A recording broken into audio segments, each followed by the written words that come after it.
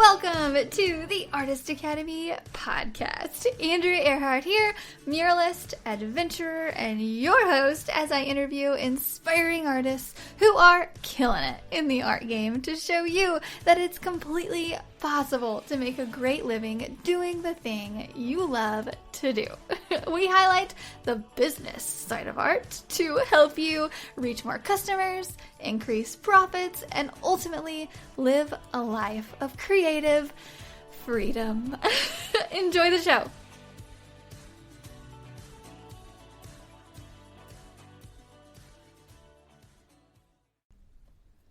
This episode is sponsored by the Mural Master Program inside of the Artist Academy Advanced membership. This program is specifically designed to help you with every step of the mural process, from coming up with an idea to finding a wall to paint it on to pitching your ideas to businesses, and finally, of course, I teach you exactly how to paint large scale. Murals are a lot of fun and a great way to grow your art business. I know, because it has been one of the top ways that I've been able to grow my own art business as quickly as I have. With several years of experience as a muralist, I've dialed down the painting techniques, the proposals, the pitching, the whole bit. And now I've compiled it into one resource for you called the Mural Master Program. This is included inside of the Artist Academy Advanced membership, and I would love to invite you to join us by going to artistacademy.co, that is artistacademy.co, and click the link to see the Mural Master Program and learn more. And that's it, so let's get on with the show. Hello, we have a special edition of the Artist Academy podcast today. I have my husband on here. They can't see you wave. Oh, of course, yes. The podcast. I'm air waving. So, my husband, Ryan Sanders. So, technically, my name is Andrea Sanders now, legally. But a lot of people, I think, from Instagram and from the podcast don't really know that. I think I still go by Andrea Earhart. You're welcome. People now know how to spell your last name. That's true. Andrea Sanders is pretty basic. But you can spell it. It's not quite as artsy, though. I don't know. But I love it. It's amazing. So you're welcome. Here I have Ryan Sanders, my husband, on here. And just to give you guys a little bit of background as to why I would bring my husband on an art podcast, it's mostly because Ryan is the sales force behind a lot. Oh, hello, Doran. Oh, by the way, we are actually going live in the Artist Academy Advanced right now too, just on video, just to ask, so they can ask any questions and just to, yeah. It's also the Artist Academy students have submitted some questions for Ryan to ask me and just us to talk about in general. Yep. As we go along. But anyway, so we are live in the Artist Academy Advanced Facebook group right now. So just to get back to why I would bring my husband on this podcast, because he's basically the sales force behind my art business. You know, like I think of it a lot of as like I have a lot of ideas, and well, as Ryan does actually, he has. I have a lot of ideas, most of them bad, but occasionally I get a good one, and she paints it. Yeah, and so Ryan has been in business basically for himself, essentially. He is an incredible insurance agent. Probably the best. Probably. As you can see, he's modest. Yes. I think being humble is one of my biggest weaknesses. Yeah. So Ryan has been doing sales basically his whole life. He is a born salesman. And I think anybody, if you talk to him for 10 minutes, he often gets asked, "Are you in sales?" Just because he has a very persuasive, loud demeanor about him. And so he spoke to his, or he went with his gut and is now a salesman. Yep. And so he's been doing... I thought I was going to go to college to be a doctor, and that lasted all of about a semester. And it's amazing what your GPA can do whenever you decide you don't want to be a doctor and just want to be a salesperson. It's great. It was a lot less studying. Yes, a lot less studying. It was a lot easier. College was really easy when all you needed was a C. Yeah, so you are a microbiology? Microbiology major. I did stick with that major. Yeah. And then he graduated college from University of Texas. Hook 'em horns. And then he moved back here to Springfield, Missouri, where we eventually met and where I went to college. And Ryan is an insurance agent. Is that what you call it? Insurance agent? Insurance agent, producer. Okay. Producer, yeah. agent. Okay. Yeah. So he sells They're synonymous. insurance to businesses, essentially. Correct. And he's been doing that for over 10 years, to the point to where he has his book of business all lined out. And, he's worked really hard, especially in the beginning, for several years. And now he's at a point to where it's kind of coasting, actually. Yes. And it's really inspiring because it's hilarious, because Ryan makes a little over double of what I make with income, just to be completely out there. But he works less than half as much as I do. Don't do that. You can hear that on the podcast. Fine. He's fidgeting. So naturally, since he has so much spare time, I'm like, hey, I am still building my business. Can you help me? So all the time I ask Ryan, hey, can you help paint? Can you help me, go project something late at night? Can you do this? That it's literally all the time. It's to the point now where people don't know what I do for a living. They think that I work for Andrea. That's the question that I get asked more often is, how long have you worked for Andrea? So, so I no longer sell insurance. I move ladders and pick up paint buckets and clean brushes. It was really funny because I remember when we were working on the Greetings from Springfield mural, of which he, helped me get permission to paint on that building because he knew the business owners, basically. So he helps, connect and really sell the ideas to a lot of people. And anyway, so I was painting the Greetings from Springfield mural, and I remember the news station came up to interview me, and Ryan was there moving ladders and helping fill in, the blanks on a lot of things. And he joked, and he was like, yeah, I'm just the ladder mover. And they wrote him in the newspaper as the ladder mover. Yes. So I knew I'd made it in my artistic career whenever I was in the newspaper as her ladder mover. So for all you ladder movers out there, just know that you have a future and you are cared for and people love your work. Yeah. So, Ryan is a lot of the behind the scenes and mostly the sales advice. So I go to him a lot for sales advice. And Ryan and I did a live here in the Arts Academy Advanced on how to pitch yourself, because he is the master at pitching things, and he's really helped me to perfect my pitch to a lot of businesses and just to pitch murals and different ideas and just all these things. So we actually did a full-on training about pitching in the Arts Academy Advanced. If you are in there, just go check it out. It's in your Arts Academy Advanced website. So we're not really going to focus on that too much. I am going to ask you some sales questions, but also we've had some Arts Academy Advanced members write in some questions. And so is that where we want to start? Or we can start from the beginning, like how we met. Oh. And yes, I mean, because that's one of the big questions that a lot of people want to know is that how did she land something like me? Much less how did I manage to score her?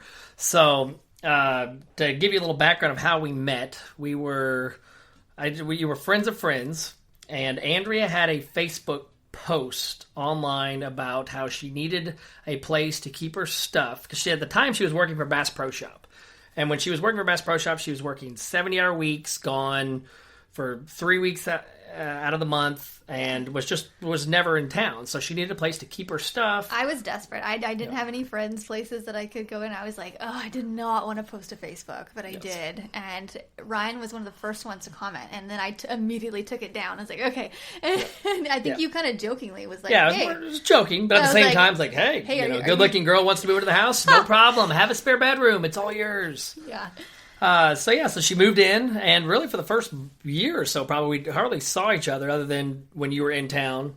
We would party. We'd party, yeah. Honestly. Yeah, we were great friends. Yeah, super. Best wingwoman Just ever. friends, too. Yeah, exactly. Actually, we did. We wingwoman and wingman for each other. I'm more for you. I don't know. I helped you a lot. He did not wingman for me. And, I think it all makes sense now. He never was like... I don't know. I don't think you would have become the person you were without my guidance as a wingman.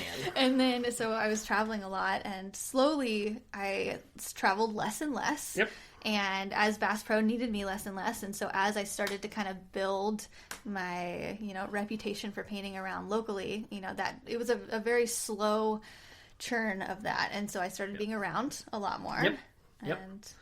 And then we went to a party at Lake of the Ozarks, which, if you don't know where Lake of the Ozarks is, Google it. You'll enjoy it. Oh, or if you watch the Netflix show Ozark. It's nothing like the show Ozark. Kind of like that. I mean, I guess the locals are like that, but it doesn't touch on... Anyway, we're digressing.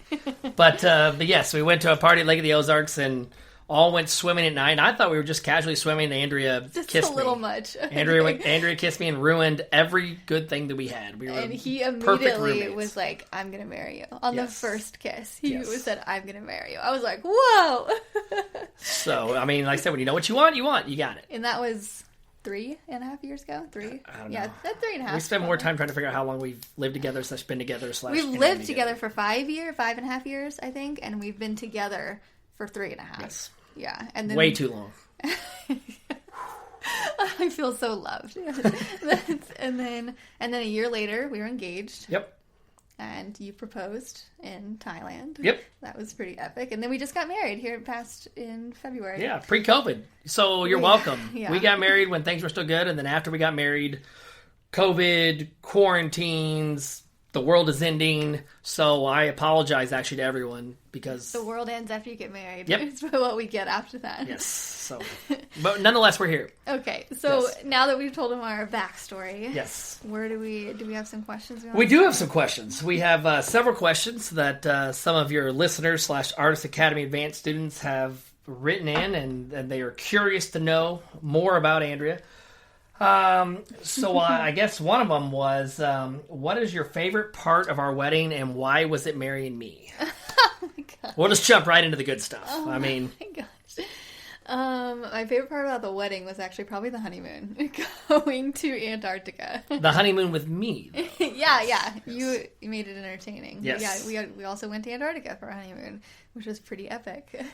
And I don't know that you would ever go to something like that because Ryan, you will travel. You like it. I like but traveling. He's not like an avid traveler until I came into the picture and I was like, hey, let's go to Antarctica. And he's like, okay, sure, why not? Ryan's a yes guy. In anything I want to do, it's rarely no. He will always say yes. It's true. Okay, do we have any actual art questions here? I think we do. But for the most part, it's all about me. All right, so what gets you out of a creative slump? Oh, who asked this? I think it was Michelle, or no? I did not write down names. Dang it. Oh. What gets me out of a creative slump? Yep. Other than me giving you awesome ideas to push you through that slump. I think when you leave for a weekend, then I think this is probably true. I'm more focused. Basically, getting out of a creative slump. So I actually was just talking to the Artist Academy students about this here recently, and I had this realization not too long ago that was like, whenever you're bored or whenever you're putting off things that you don't necessarily want to do, it's because you don't like what you're doing. You don't like what you're painting. And I was like, whoa, like just having that like realization of like, okay, I love painting, but painting animals is what I did for a long time. And honestly, I painted animals because I was like, I think this will sell. And my business mind was very much like, okay, like if I paint, someone's favorite animal, they're going to be compelled to buy that. And it happened several times. Like I've sold several penguins because people are like, oh, I love penguins. Or like giraffes, our friend Michelle. The giraffe one. Yeah, our friend Michelle, like she commissioned me to do a giraffe. She was like, oh, or her husband did for a present. But, after a while I kind of got in a creative slump and I was like, do I really like to paint animals? And, I think a lot of with painting is, the story behind it. Why do you love it? And I was like, I don't like telling someone that like you like animals. Like I love animals, but I'm not like an over extreme animal advocate, and I'm not like, I don't collect animals, and it's just, I like animals. This house would beg to differ. We collect animals. we have 3 dogs, a cat, I don't know how many fish. If plants could be considered animals, we have millions of those. But yeah, but as what I was getting to is I wasn't feeling inspired, so I really like dug into it, and I kind of like created my own little formula of what I'm working at lately, and it's to like pick like your favorite things, like your 3 favorite things, and put them together in a painting. So here recently I did clouds. So I had a thing on clouds. I was like, I just love looking at clouds outside. Like all the time we'll be driving around and I'm like, oh my gosh, look at that. Look at the pinks in that clouds. And like, he can verify. I'm always like, oh my gosh, I gotta take a picture. Slow down. Like, I love clouds. And so I like animals too. And so I combined it with just the cutest animals. And so as you've seen lately in some of my paintings, I've been just combining the things that I love together. Like I painted a whale and a mouse together just because it's so fun. And so whenever people are in a creative slump, I would bet to say that it's because you're doing something that other people might like of you to do, or it's because you're doing something that might sell like I did, or, you're living up to an expectation that someone else has set for you, or you want to please someone else, but you're not really pleasing yourself. So I would say how to get out of a creative slump is just like look deep, like look really deep. If you like flowers and rainbows, and then paint that. I'm going from my perspective. I could paint glitter all the time. And I think for a long time too, like I didn't paint with glitter and pink because I thought some people would take me as a child, and I want to be taken seriously. Yes, of course. You're a very serious pink rainbow artist. So, yeah, I would say just like dig deep. And one way I do this is I get on Pinterest and I start pinning like all the different things and just like all the different color palettes that I love. And usually it's pastel pinks and all that, and just all these different ideas of clouds. And actually, I'm about to do one with hot air balloons, and it's going to be a surrealist thing, and I'm so excited for it. But yeah, so that's my how to get out of a creative slump. All right, question number 2. All right, so how do you focus on one thing when you have a million things going on? And you have a million things going on. Yeah, and you can attest really to this. Because I had like 3 events in 1 week, and I remember it was like with Missouri State here recently, and I was like, did you watch my live? He's like, I don't know what you're doing. You're doing a million things, like all the time. And it's not because he doesn't care, it's because I'm literally doing a million things all the time. Yes. I was like, he's always asking me like, what are you doing today? I'm like, I told you, this is what I'm doing today. He's like, I thought that was tomorrow. You're doing something completely random tomorrow. Yes. And yeah, it's literally here, there, and everywhere. So first off, so is it an organization question or... That was pretty much what it is. So okay. It could be an organization question. How do you organize your thoughts? How do you organize your day? How do you stay productive when you have so many things going on in your life? I'm just going to interpret that question and okay. So basically, I keep everything in my phone. Everything is on Google Calendar. Everything, literally. Sometimes I even set alarms, and I will like set an alert for the day because I know I'll forget. And sometimes I set things like certain Mondays in a row if I have to book things. And it's just, I write every single thing down. Everything. That's basically how I keep organized. Like if it doesn't get written down, it gets forgotten. True. I'm the same way. If it doesn't make my calendar, my phone calendar, I will not show up to that. It has to go, and it has to go in immediately too. Yeah, that's true. Because if you don't, you'll forget about it. And yeah, needs to happen. All right, so what is your favorite part about being an artist? I know this is a softball question, and this is a standard question, but at the same time, you can interpret it however you want. So what is your favorite part about being an artist? It's a really fluffy question. Yeah, real fluffy. It's like a cloud. It's like a cloud. Well, my favorite part is, I know it kind of stems back to us as a couple, kind of, like you work for yourself. And I work for myself, and so it makes... And I work for you planning sometimes, unfortunately. Life, yeah, and it makes planning life really easy. And, it's just... For instance, we're getting ready to go to Bali, hopefully, in February for a 1-year anniversary. And, I don't have to ask off for that. I don't have to... And you don't have to ask off for that. Nope. We just have to make sure our business is taken care of and our clients are taken care of before and after and scheduled. And it's up to us. Like, it is all up to us to plan it. And that's by far my favorite part of being an artist. Other than, like, getting to do what you love, every single day. Because painting every day, I feel like the time just flies. I am never like, is it 5 o'clock yet? I'm always like, oh my gosh, it's 5 o'clock already. Yeah. Every single day. And it's amazing. You cannot put a price on being self-employed. No. On having your own, there's no, I have 2 weeks paid vacation. I have this many sick days. No, you are your own boss. The sky's the limit. You can do whatever you want to do. Being self-employed allows you the freedom to do whatever it is you want to do. And you cannot put a price on that. Yeah. And I love every year, we decide if I'm getting a raise every year. And, Yes. and it's really more him because I'm currently making $85 an hour and it's going to go up to $95 an hour in January. And I come from humble beginnings. Ryan, not so much. Ryan, okay.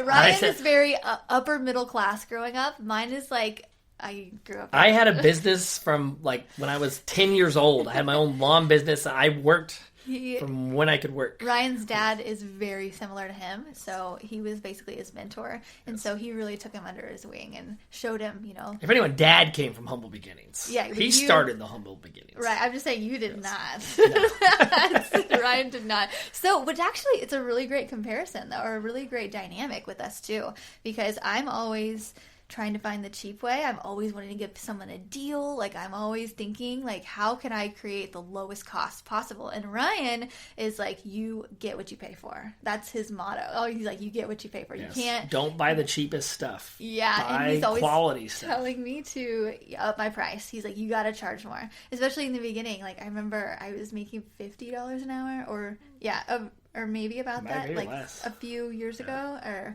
and basically when I started living with you, and it was you who was really you need to up your price. And I was okay, oh my gosh. And then I went to 75, and then I went to 85, and now we're about to go to 95, and it makes me sweat a little bit. Yes. But Ryan's really one that I'll go to him and I'll be hey, I think I'm going to charge this much for this project.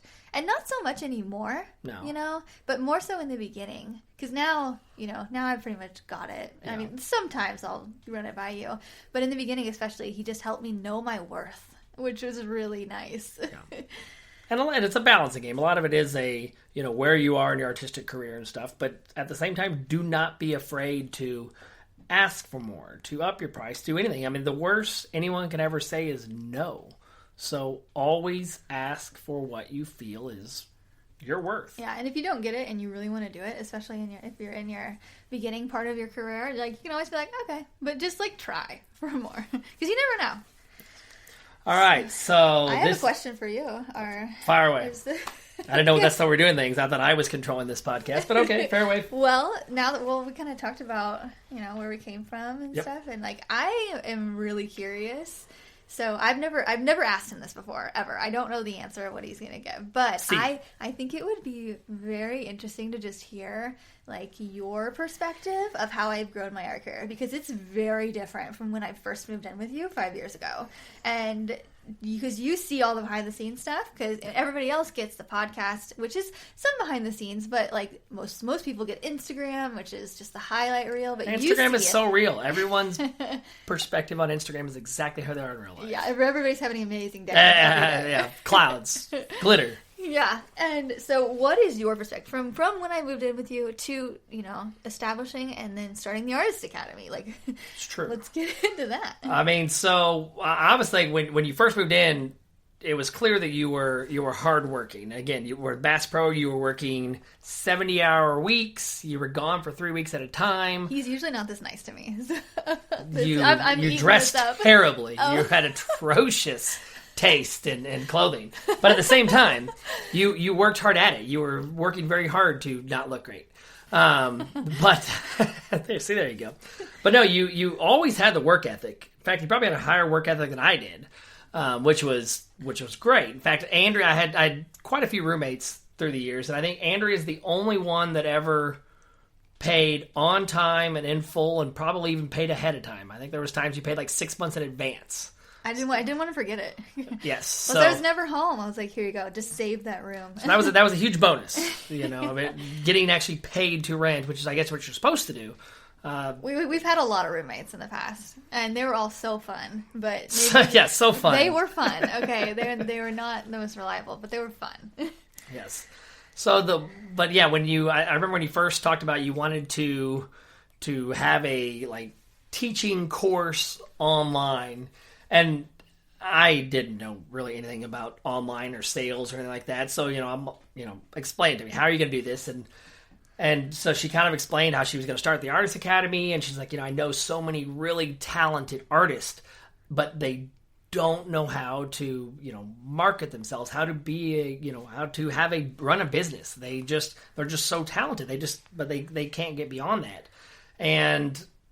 And so she explained it. I'm like, you know what, this could work, because when you originally went to school, you're a painting major now, or art major. Or it was painting, yeah. Painting major now, but when you first went to school, you wanted to be a teaching, or you started your teaching. Yeah, well, I first went with business, and then I went to be an art teacher, and then I went with painting. So it's literally everything. That's what it was. Yes. Yeah. So I'm like, all right. So it was more I trust you. You've got a background in teaching. You clearly know what you're doing, with your art career.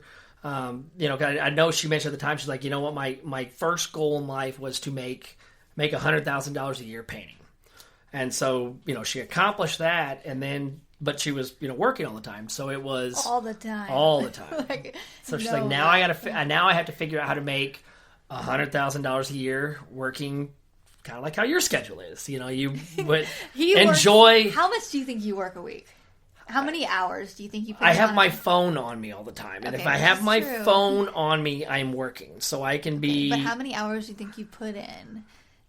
It's hard to say. My hours maybe count for more than your hours. 15 hours a week? It could maybe. be. Yeah, it's some are more than others. Some are more than others. I would say 15. He works 15 hours a week and makes over double what I do. That's what I aspire to. But I have my phone on me at all times. Right. And yeah, so, that's fine. So it allows me to you've work. set yourself up to do this. Like, you worked hard and you were strategic. So it's okay. But that was like her goal, was she's like, listen, it's not all about, making this money. It's about working, smarter and figuring out a way to enjoy the finer things in life, and to have some time off. And still make what you feel that you want to make in life. And, everyone has a different number for what they feel they're comfortable making in life. But yeah, it's you got back down to that point. Yeah. And you made it. You landed me. You landed me. So that was your single biggest. So humble about both of us. Yeah, we're just nothing else to aspire to. Yeah. So I was supportive. Clearly, I was very supportive of you starting the Artist Academy.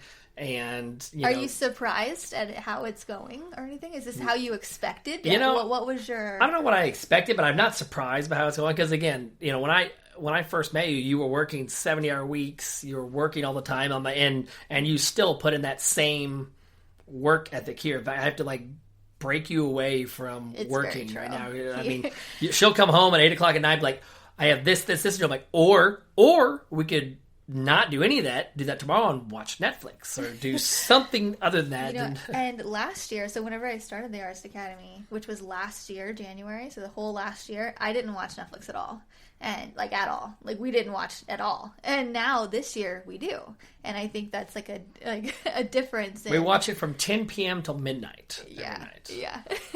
But I think that's a difference in just level of workaholism that I'm working through. Last year, no, I was no, I found my purpose. I need to educate, and I need to make a painting career work too. And all that's together. And now this year, I'm now working towards it, not working as much. And finding that balance in life. You need to have a proper balance in life. Yeah, so there's no burnout anymore. But he's really patient. You're very patient with me. I'm not. He's very self-entertaining. I can be doing all these different other things, and he just entertains himself, which is so nice. He's not needy. You're not needy at all. No, you could give me a zip on a roll of toilet paper and stick me in the middle of a field for hours, and I would be just fine. Yeah. That's nice. It is nice. It's great. Nice to have someone who's supportive and absolutely. And if you could just have the baby for us, that would be even I would knock it out in about five months. No big deal. I don't know what the big deal is about having babies. They complain about, but I don't think it's that big of a deal. Okay. You put on a little weight. Okay. Yeah. Okay, anyway, so it's good to have your perspective on it, I guess. Yes. Like I said, I never doubted. You never doubted, really? Never doubted. Oh, but one thing that you do sometimes is I'll be okay, here recently I was hey, I might schedule myself Mondays and Tuesdays for Artist Academy and then just paint Wednesday, Thursday, Friday, and you're wait a second. Don't turn down painting jobs, like these big painting jobs. So I feel like you kind of like helped me balance it a bit. Yes. You know? Because I feel like one works with the other. Yes. Kind of. You need both. You need time off. Yeah. I would schedule every weekend or every, like, somewhere. Go travel and do something. And you have forced yourself to work some weekends, and it kills my schedule of having fun. I need, like, a decompression day. Ryan is, like, a very outspoken, loud, likes to be around people all the time. And I need like one day a week where nobody talks to me at all and I don't do anything. And then I'm fine. And that's just terrible to him. He's like, no, that sounds depressing. I'm like, no, it sounds amazing. Yes. So please leave. And speaking of being around lots of people, when is the next mural meetup? Because the first one was amazing. I know there's a few people that we're not going to invite. Brianna. Brianna asked this question, and we know her. Yeah, we don't know her at all. I love. So, yes. Yeah, so the first mural meetup, for those who didn't attend, didn't make it, and it was up in Iowa. We were up there for 2.5 weeks, I believe-ish. A bunch of Artist Academy students flew in from all across the U.S., and we painted, I don't know, how many murals did he paint? 20 murals around this place? It's hard to describe what is. It was too much. It was a very, very long project. It was a lot of fun. And you know, Andrea gave me the speech before we get up there, like, leave my students alone. Don't pester them. You know, be nice. And so I was, of course. Well, then probably I think it was the first afternoon, we got all the students in there. You know, anytime you have a bunch of people get together that really they've never met before. I mean, obviously they've met online, but they've never really met. And they're artists, and artists stereotypically can tend to be a little bit introverted at first, which this group was very good. But we get them together, we pour 2 pitchers of margaritas for the group, and all of a sudden everyone is best friends, and just the stories come out. Yeah, this is the first group dinner we had. And it was a lot of fun. So back to the question, everyone wants to know, when is this next mural meetup? Where are we headed? Who are we inviting? Not Brianna. Doran is back to being roommates with me. Yeah. Yeah, I don't know, I'm keeping my ears open though. It's definitely happening again. Yeah, it will be this summer. Yeah, it'll probably be during the summer, and I don't know. We're really waiting on a big mural. Although I'm someone who, like, I'll just do something. I have no idea how to do it. Like with the mural meetup, and we just like, okay, meet us there. We have no idea how we're going to do this, and then we did it. So now I know a lot of things that I would do differently. Nothing particularly bad. I think we maybe took on a little bit too much.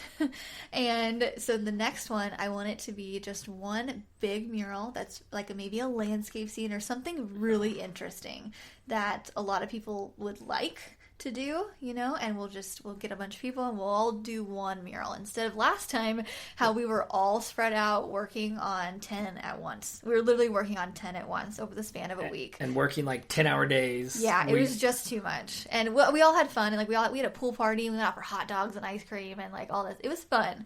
But next time I'm gonna lessen the workload, up the one-on-one time a bit more, and do a little bit more instruction and more margaritas, I think. Yes, and a driver's ed piece will come into this as well. Habak. We are going to let's find something near a race course or something like that. Don't where we can clap.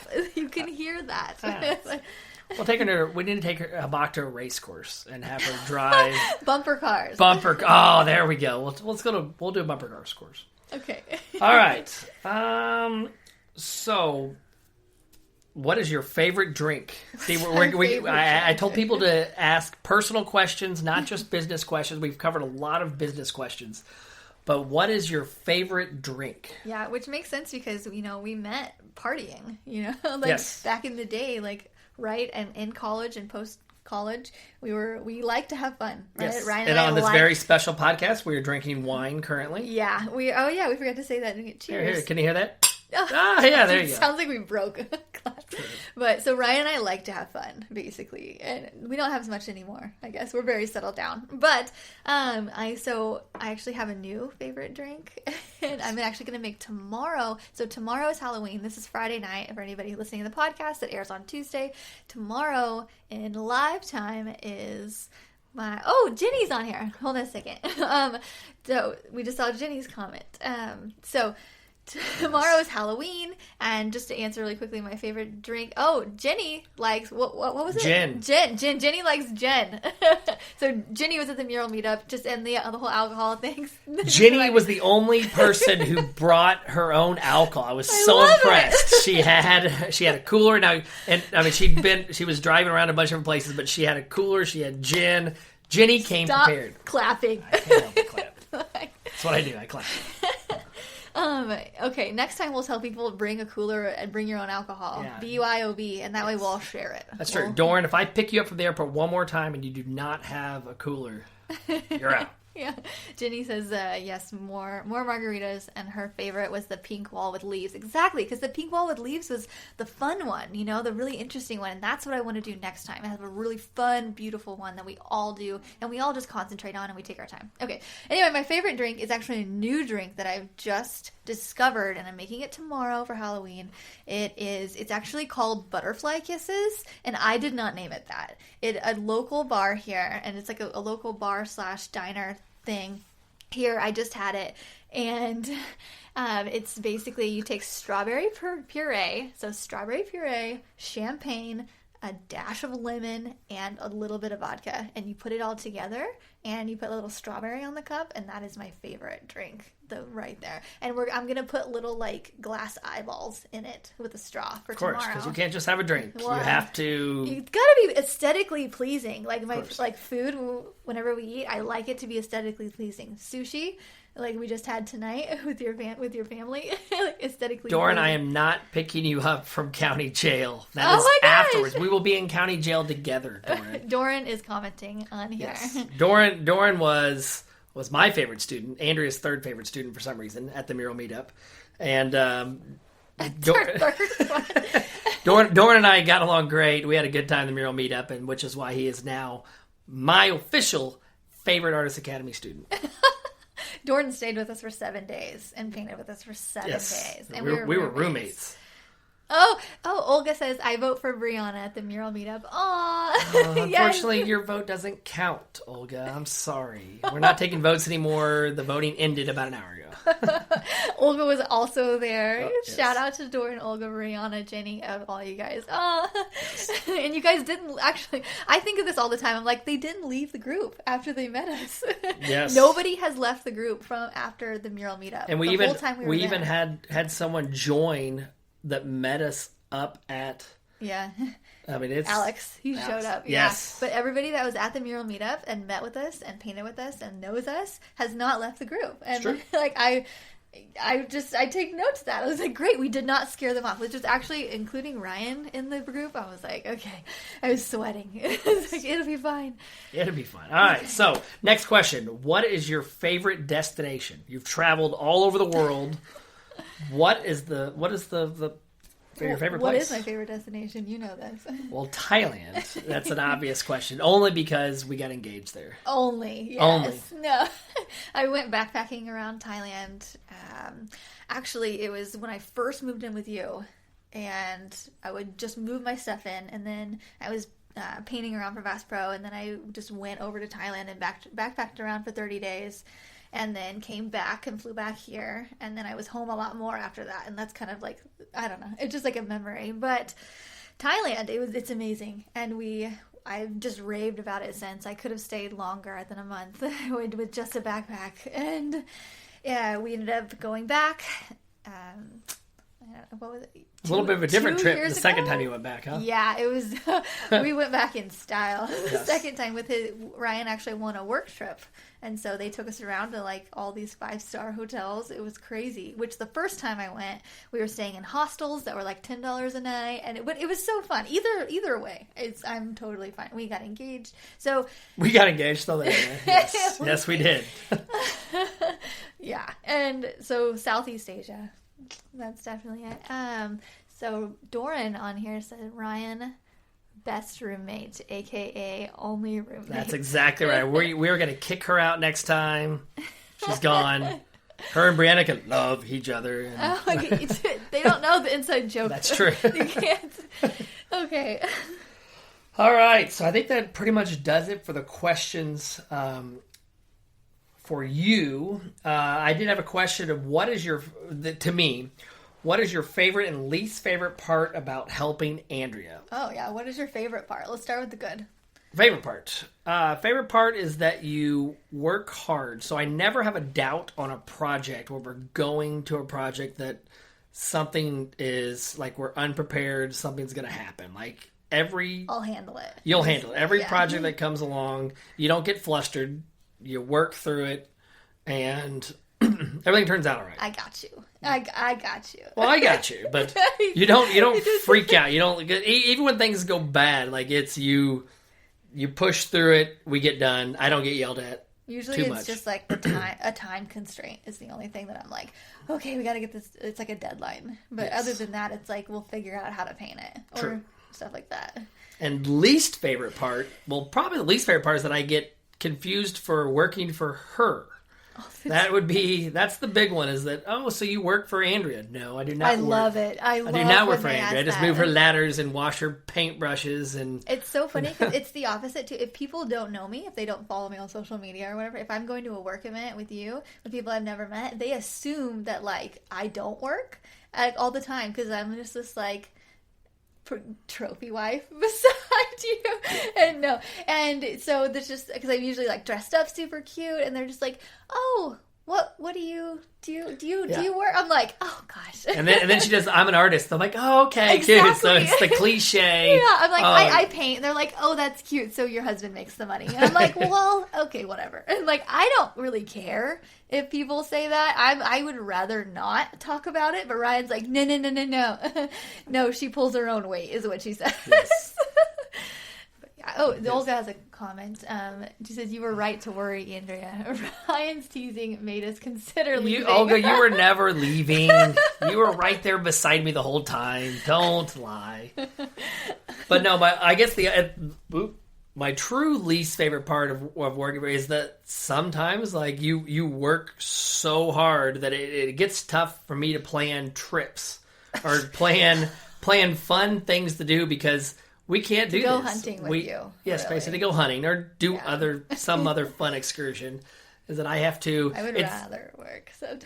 Yes, you'd rather work. I would rather work than do anything, really. Yeah, that's just not fun. It's fun to me though. It's fun because like there's so many different things to do. Like I could be painting, or I could be like making a tutorial, or editing that tutorial, or recording a podcast. Like there's so many things to do.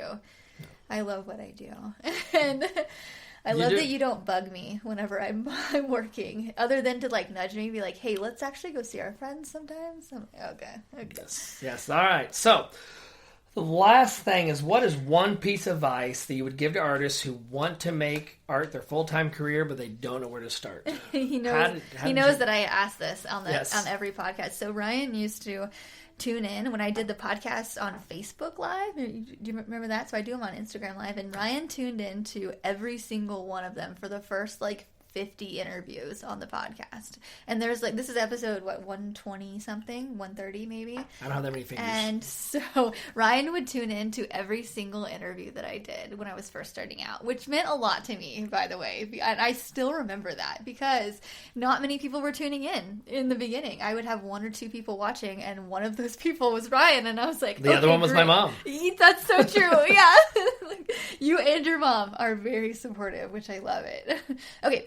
What's the one piece of advice that I would give to artists? So I would say whenever you're first starting out, and this is mostly just coming from me seeing other artists not doing this, and it's a little cliche, and you might disagree, but I would say you're never too good to do something for free or low cost to build up your portfolio at first.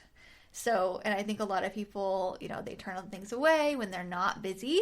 And I see that because they're like, no, I'm better than that. And in the beginning only, okay? Once you've established yourself and like, you know, you have a lot of photos for your website and all of that, I think you can up your price. But I think in the beginning, I think just practice is everything. You know, as Ryan was saying, how I worked 70 hours a week in the beginning, and I was working and learning and practicing and painting every single day. And practice, whether someone's paying you to practice or you're doing it alone in your studio, practice is practice. And that, like, if you get good, that's going to be your biggest seller. Because I remember moving in with Ryan in the beginning, and he knew that I was an artist, and I'm sure he was like, okay, yeah, you're good. And then I did a logo for your soccer thing. Yeah, Lake Country Soccer. I remember that was the first time he was like, oh, you're actually good at this. And I'm like, yeah. And then I remember him saying exactly, he's like, all right, I can sell this.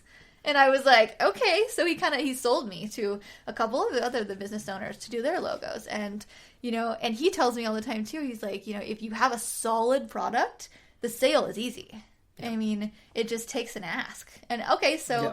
Oh, wait, I have one last question for you that I kind of thought of. So speaking of sales, so Ryan's a sales guy, right? I have a hypothetical question for you. So on pitching, because, you know, as we did I whole pitching live in the Artist Academy, but this is kind of a different kind of pitching. So say you are an artist. And I am an artist. I've tried to get him to start an Instagram, be like Abstracts by Ryan or something. I'm like, I can market you. He's like, no. He does not care about being on YouTube at all, which just is crazy to me because you would be a hit on YouTube if you would just do it. But no, he doesn't care. Anyway, if you are an artist, so you were an artist and you had a show, say you were showing your art for the very first time and you had a decent skill. Like you were like, all right, I'm proud of this. I'm going to show the world. This is my first show. And you were like, say we were downtown and you had a show at Art Walk and you had like 20 paintings hanging up, and then you see someone coming in and they're looking at your painting and it's just so obvious that that they're interested. What do you do? So my big thing, anything with sales is all about telling a story. And a lot of people have a tough time in sales of finding that balance between being too pushy and also that, you know, they just don't want to be in, so they'd rather let them peruse it. And the easy thing is to do is set up all your art and sit at the back and let people look at the art and then bring one to you and buy it. That's the easy thing to do. But there's a point that where you're not too pushy. It's telling the story about how that particular art piece came to be or how this series came to be. Everyone likes to be told a story about why something is what it is. And it doesn't matter if it's a painting, it doesn't matter if it's wine, whatever it is. If you can explain the story of how that painting came to be, what your inspiration was, what your frame of mind was, whatever sales tool you have to explain to give someone a background as to how that painting came to be, they are more likely to buy that than if you just said, hey, this is who I am, welcome to my art studio, feel free to ask any questions. You know, make the ask. Tell them why this art piece came to be, and then don't be afraid to make that ask of, you know, would you like to purchase any pieces? Because so actually ask them? Actually ask them. Okay. I mean, after you've built it up and you've built you know, if you've explained something, because even someone that doesn't want to be bothered when they're coming and looking at art, everyone wants to listen to that story. Okay, so as you're walking up to them, you say, hey, would you like me to tell you about this piece? I don't even give them the choice to list. Just tell them, like, hey, I noticed you were looking at this piece. You know, this was inspired by. So don't even ask. Don't even ask. Just go into the story, because when you ask someone a question before you've met them at all, it's very easy for them to say no thanks. You know, we're fine. But when you just start telling them the story, they're compelled to listen. And even just out of pure politeness, they'll listen. And even if they're not interested in the first 5 seconds, 10 seconds, after you've told the story, they become interested. Even if they didn't know they were interested before, now they are interested. Now they are invested. And at the end of it, you know, after you've explained the story behind your artwork, don't be afraid to make that ask, because the worst thing that could happen is they say no, which is right back to where you were. They would have never bought anything to begin with. So... And I remember, like, as you're talking, I'm like, this makes sense. He's not just like, this isn't just a hypothetical for him, I just want to say, because I remember you telling me stories of sales whenever you worked at Melting Pot. You would sell the wine by telling the story behind the wine, right? Absolutely. And he would, like, you would even make up a story, or would they be actually stories? That's the other thing. Never lie to a customer. Okay. Always make the truth, say what you wanted to say, but never lie. Always make the truth, say what you wanted to say. Never, ever lie in sales. Because if you lie in sales, it will come back to get you. People, especially in today's day and age, there's Google, there's phones. People can immediately, if you tell some story about a polar bear that did something and you painted it, they're going to immediately Google and be like, no, you're lying. So so never lie. Never lie. Never ever lie in sales. But always, make the truth, say what you want it to be. Give a story. Give a story behind everything. People love buying stuff where they know more about it, and especially with art too, because then they can tell that story to their friends. When they put that piece of artwork on the wall, they're going to repeat that same story that you told them, and that makes that next person more than likely to buy something from you as well, because they've heard about this artist who had this incredible story. Versus they can tell your story exactly, or a brief one, a brief version of it. Yes. Oh, I like that. It makes it memorable. It continues on. It's more. It sets it apart from just this is some artwork piece that I bought, at an art show. Yeah. And I'm more likely too. Especially right now you got the Boy Scouts out selling popcorn, or Girl Scouts out selling Girl Scouts or whatever, or the cookies. Which this is ridiculous. The Girl Scouts have an easy sell. I was a Boy Scout. I had to sell popcorn that no one wanted to buy, popcorn that was terrible, and I still had to go out and sell this stuff. But people are more like, if you make an effort, if you make a conscious effort to sell whatever it is, even out of sympathy, you may even get some sympathy buyers. People are going to buy something. No way. Okay. Awesome. Okay. Which is part of the reason why I'm not painting just animals as much anymore. Because if someone asked me, they're like, "What's the story? Why do you want that guy who was going to sell my paintings on the cruise ship?" Yes. He was like, because I was going to be expected to go and public speak and tell people why I painted it, and yeah, I was like, I couldn't even tell him. I was like, I don't know. Animals are cute. Like, no, they wanted a story behind it, which is now a big reason of why I'm going in another direction with it. Because, like, I have crazy dreams. I like this and that. Like, I sleepwalk. So she is a sleepwalker. I do, and I'm putting that into my art now, which is like dreams and like dreamlike things, surrealism. Like, this is what's going on in my brain. My head is in the clouds. If we could find a way for you to paint while you sleepwalk. Don't tell my workaholic brain that. Okay, all right, that's it. I think that's all. Taryn loves your hair. Why is your hair pinkish red? Yeah, so my hair is currently this like weird red color because I'm actually going to do another dose of red conditioner on it tonight because I am going to be Ronald McDonald tomorrow for Halloween. Isn't Ronald McDonald a male character? I'm going to make him hot. And what are you going to be, Ryan? I am going to be the male version of Wendy. Wendy's. From Wendy's. So we're Ronald McDonald at Wendy's tomorrow, and he's going to have a red-headed wig with pigtails. It's gonna. Or I may dye my hair tonight. We like to have fun. Okay. Okay. Well, that is it. That's a wrap. Thank you guys so much for coming on and listening to my husband and I babble about. Taryn is just laughing. Babble about art and business, and I hope something is useful for you throughout this, and you take something away from it, and you have your husbands be the ladder movers, because that's potential. Absolutely. Like I said, for all my ladder movers out there, you're cared for. Yeah. All right. Thanks, guys. We'll see you next week. This episode is sponsored by the Mural Master Program inside of the Artist Academy Advanced membership. This program is specifically designed to help you with every step of the mural process. From coming up with an idea, to finding a wall to paint it on, to pitching your ideas to businesses, and finally, of course, I teach you exactly how to paint large scale. Murals are a lot of fun and a great way to grow your art business. I know, because it has been one of the top ways that I've been able to grow my own art business as quickly as I have.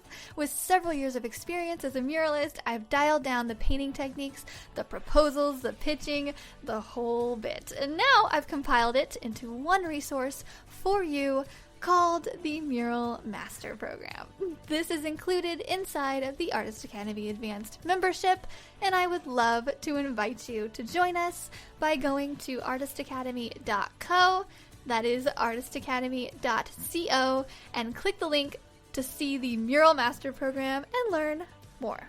If you've enjoyed this episode, don't forget to subscribe and leave a review.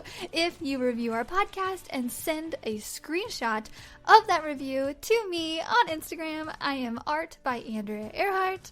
I will gladly share your art on my Instagram story with a reach of over 60,000 as a thank you for helping us grow this Artist Academy community. And speaking of community, if you would like to be a part of our absolutely free and very encouraging community on social media, just head over to facebook.com/groups/Artist Academy, and I will see you next week.